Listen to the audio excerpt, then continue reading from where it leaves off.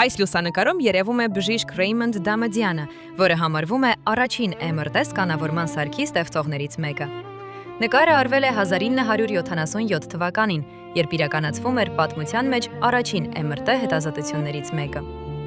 Փորձարկման ընթացքում Դամադյանը աշխատում էր իր օգնականի Լարի Մինկոֆի հետ։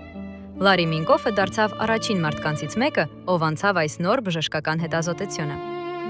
MRT-ը, այսինքն մագնիսական ռեզոնանսային տոմոգրաֆիան, բժշկության մեջ դարձավ հեղափոխական տեխնոլոգիա։